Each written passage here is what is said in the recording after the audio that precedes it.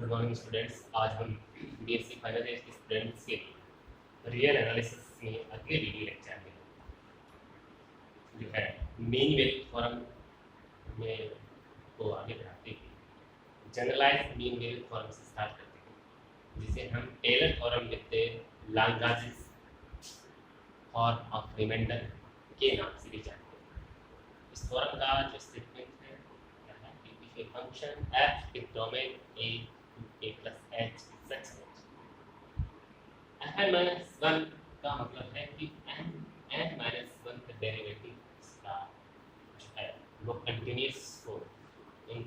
Close interval a से a plus h में n fn के रूप में इसका n डेरिवेटिव रूप में जो है एग्जिस्ट करता हो इन ओपन इंटरवल, यानी ये एक तरह से ओपनली हो ये फंक्शन है एक तरह से n minus 1 के रूप में जिसे it is continuous and it's derivative should be इसका जो अपने n minus 1 का fn जो है वो एक तरह से एक टेस्ट लग जाता है। इस तरह के बाद इसका टोटल हो जाता है तो fn n n ये अवकलनीय हो open then there exist theta plus 0 theta is 0 1 के बीच में इस तरह से विद्यमान हो सकता है कि हमें इसमें ये शो करना है f plus h is equal to f a plus h f basic plus h square हम factorial to f double a से plus up to show h की power n minus 1 factorial upon में n minus 1 fn मान f n minus 1 a plus h की power n upon factorial n fn a plus theta इस प्रकार से हम इसकी ये सिद्ध करते हैं। तो ये प्रूव करने के लिए दिलाने के लिए जनरलाइज्ड मीन वैल्यू थ्योरम के अंतर्गत जिसे हम टेलर का सेंशनल यानी कि इसलिए टेलर थ्योरम लिखते हैं, यानी कि लाग्रांज रूप का सेंशनल वाला टेलर प्रमेय भी है। लाग्रांज रूप का सेंशनल वाला टेलर प्रमेय भी इसे हम कहते हैं। तो हमें कुल मिलाकर के इसमें ये प्रूव करना है। बड़े क्वेश्चन के रूप में जनरली परीक्षा में पूछा जाता है। तो इसी सिद्ध करने के लिए इसको प्रूव करने के लिए सबसे पहले हम एक फंक्शन डिफाइन करें। लेट्स से फंक्शन सच एक फंक्शन को हम परिभाषित करते हैं। उस फंक्शन को फाई जो अक्स है उस रूप में फाई के रूप में कलन को परिभाषित करते हैं और फाई को इन टर्म्स ऑफ एफ या एफ के डेरिवेटिव के रूप में हम इसको डिफाइन करके करते हैं। स्टार्ट जो है हम इस क्लास से phi x equal to f x plus a plus h minus x है base x plus h minus a plus h minus x equal power 2 1 to f over base x plus f plus 1 a plus h minus x की whole power n minus 1 upon factorial n minus 1 fn minus 1 fx plus a plus h minus x की whole power n upon factorial n dot a, जहां वह a is a constant quantity, a जो है एक constant quantity है, एक constant एक अचर है and इस अचर का चयन भी जो है इसका चयन इस प्रकार से करते हैं कि क्या हो इस प्रकार से करते हैं कि phi a plus h equal to phi H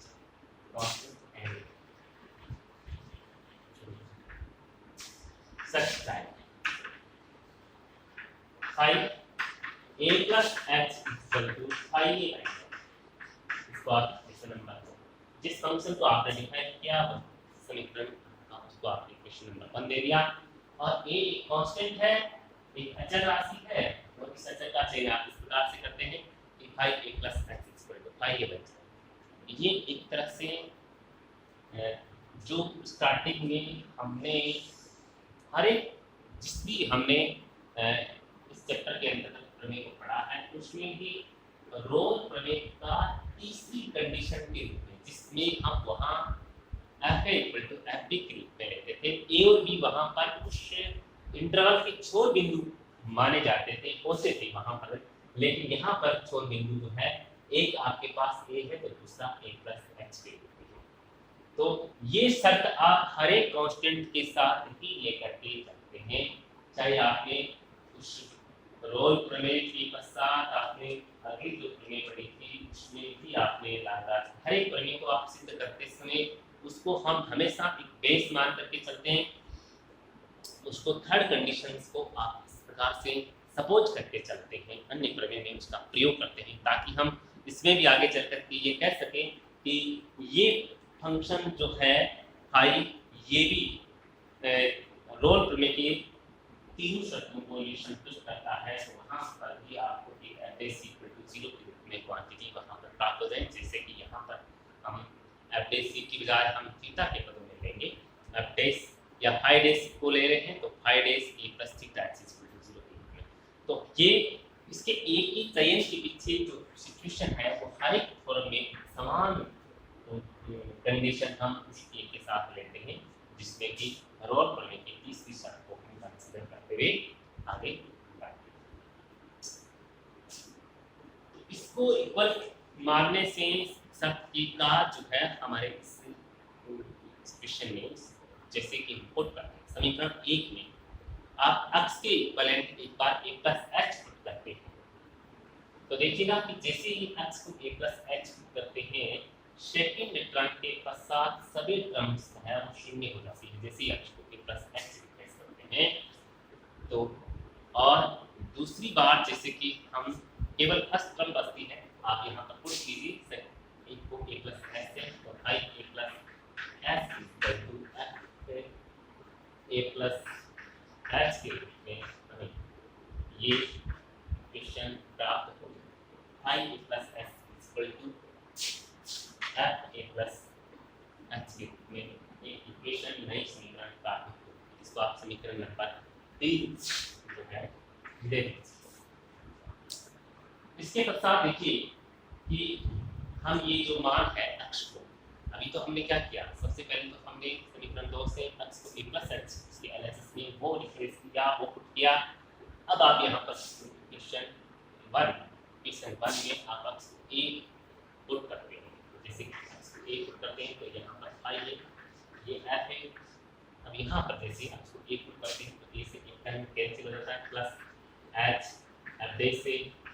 plus यहाँ भी a से एक कैंसिल हो जाता है, x को h square upon factorial two f double dash से plus up to so on h की power n minus 1 factorial n minus 1 f of n minus 1 a plus यहाँ भी a पुट करने से h की पावर n बचती है, a से a कैंसिल हो जाता है, h की power n factorial n 1 dot ये हमें एक बार जो एक कंडीशन थी समीकरण 2 से उनको हमने यहाँ पर सब्स्टिट्यूट किया, तो एक बार x को a प्लस h रिप्लेस किया तो समीकरण 3 बना। अब एक बार हम x को a रिप्लेस करते हैं तो हमें समीकरण नंबर ये इसको आप क्वेश्चन नंबर 4 है। अब आप देखते हैं समीकरण 3 2 और 4 से देखेंगे, या यूं कहें तो 3 और 4 का प्रयोग एक तरह से हम 2 में प्रयोग करें, दोनों को इक्वल करें 3 और 4 के अकॉर्डिंग, तो हमें एक समीकरण 5 प्राप्त होती है। समीकरण 5 जो है यहाँ f इक्वल टू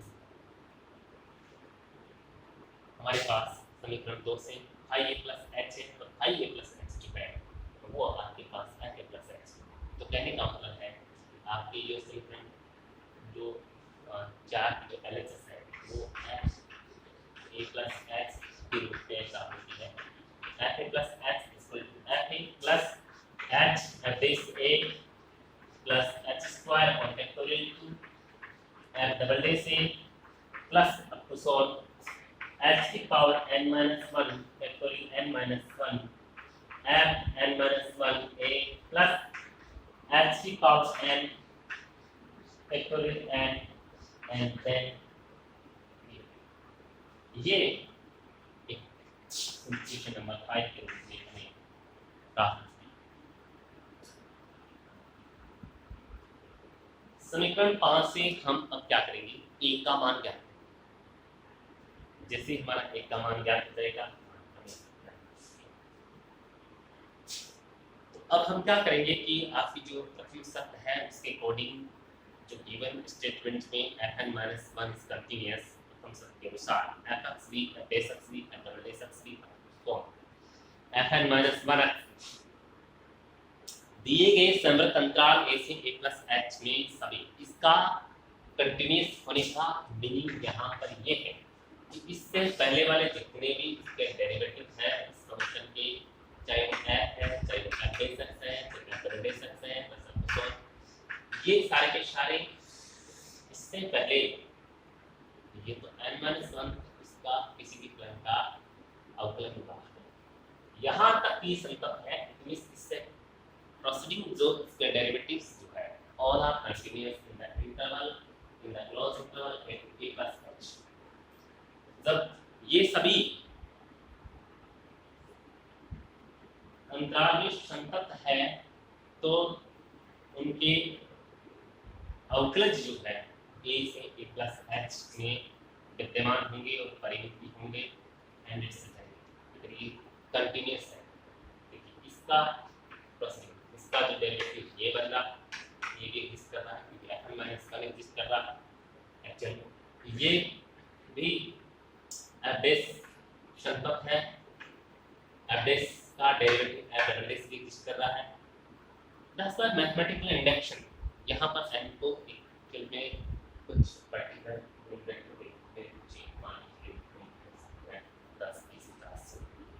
तो कहने का मतलब है कि आप इसमें देखेंगे कि जब f बेस x के रूप में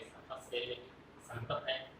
उसका अवकलज सेकंड डेरिवेटिव भी यहाँ पर कंटीन्यूअस के रूप में है। इट मींस सभी कंटीन्यूअस है,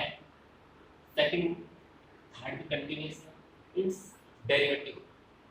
फर्स्ट का डेरिवेटिव सेकंड का derivative all are continuous. And in this we say that जब कंटीन्यूअस है तो इसका मतलब क्या है कि सभी के जो मान है अपने नेबरहुड में, अपने सामीप्य में, उस पर्टिकुलर बिंदु पर उसके LHS और उसके RHS हर एक f के लिए इसके f days, double days, triple days, fn minus 1 सभी के जो मान है वो भी क्या होंगे संतत है तो विद्यमान है, और जब विद्यमान है संतत है तो हर एक का यहाँ पर डेरिवेटिव भी आ रहा है। इट मींस हर एक का एक्चुअल में एक का डेरिवेटिव अगला आ रहा है, उसके प्लस का डेरिवेटिव हो रहा है। तो हम यहाँ पर कह रहे हैं कि f बेस एग्जिस्ट कर रहा है, f डबल बेस एग्जिस्ट कर रहा है। It means that's why mathematical n-1 है उसका यदि वो f(n-1) भी एग्जिस्ट कर रहा है तो उसका अवकलज भी क्या है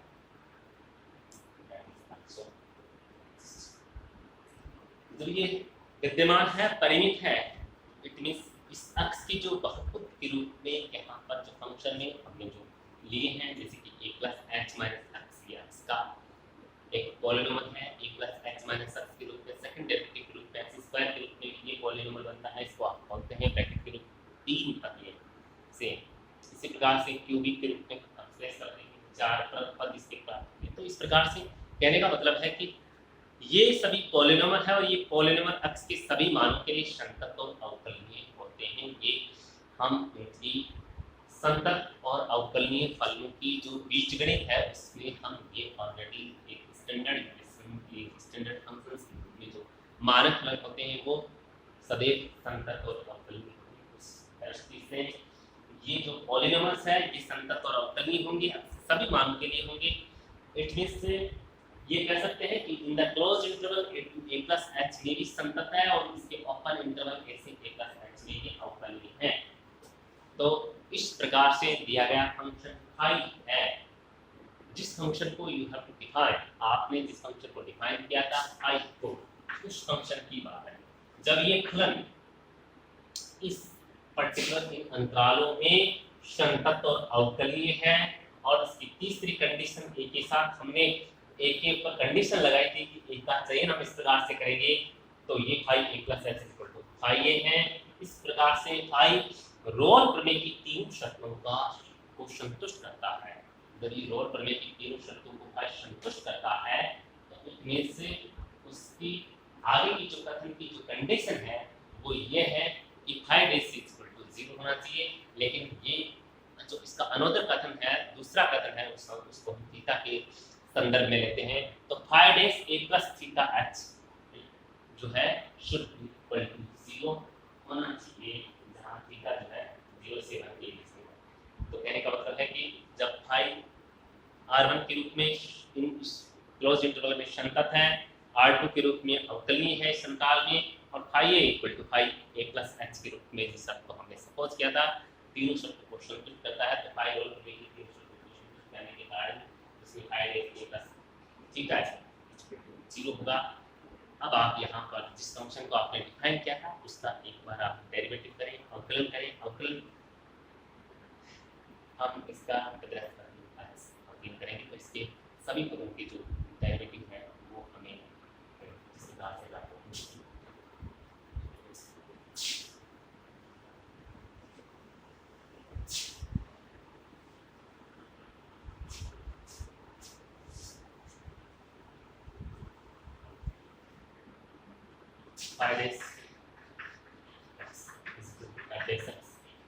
प्लस यहाँ पर इसका हम अवकलन करते हैं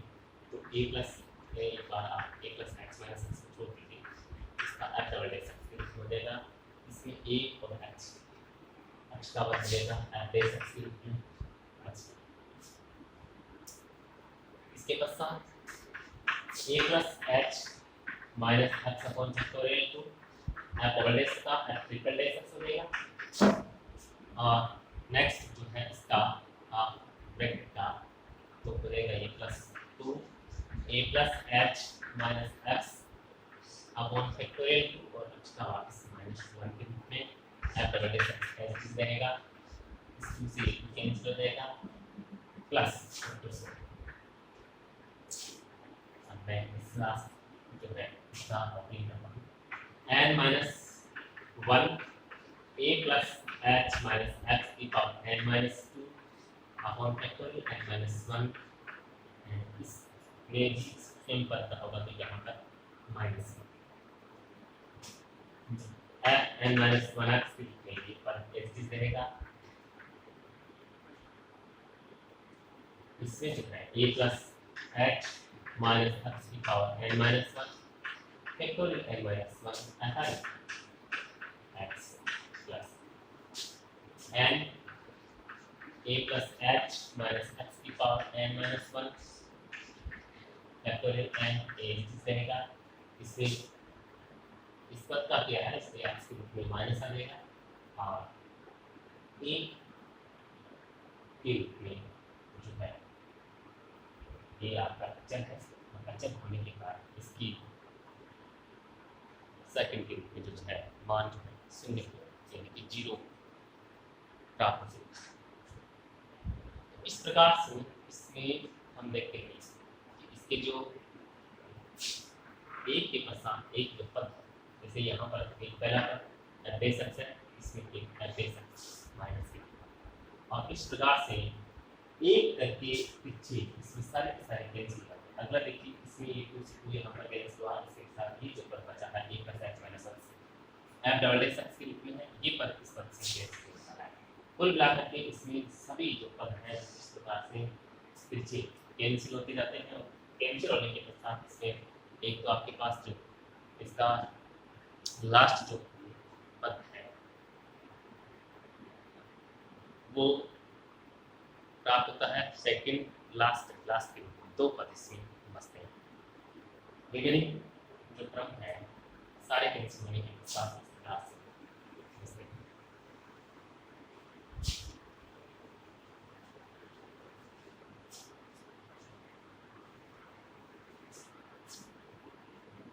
Find is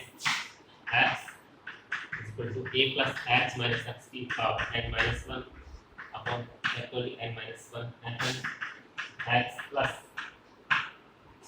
minus a plus h minus x की power n minus 1 upon factorial n minus 1। ये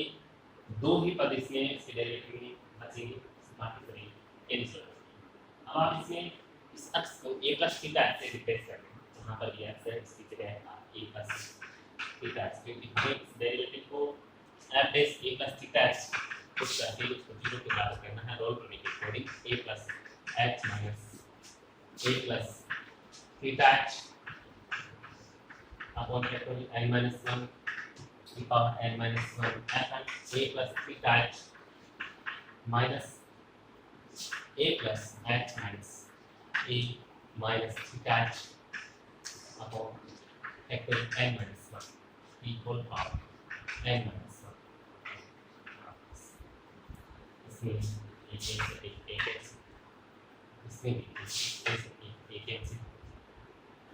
and then I dash a plus theta is equal to h को आप बाहर डालें h की पावर n minus 1 के रूप में 1 minus theta की पावर n minus 1 और factorial n minus 1 a plus theta h यहाँ पे लिखा h की power n minus 1 1 minus theta की power n minus 1 factorial n minus 1 रोल करने के अनुसार जो हमने तीनों संतुष्ट करने के अनुसार हमने देखा था कि ये सब कुछ करता है तो आई डेक्स a प्लस थीटा h 0 के बराबर होना चाहिए। तो यदि ये LHS है वो 0 के बराबर होती है तो LHS को भी आप 0 के बराबर होता है और इसमें a का मान क्या जो फंक्शन हमने स्टार्टिंग में फंक्शन i डिफाइन किया था उसमें हमें a का मान पुट करना है और ये a का मान पुट करने के पश्चात जो रिजल्ट हमें प्राप्त होता है that is the required result as a Lagrange's remainder of the 10. So, now see the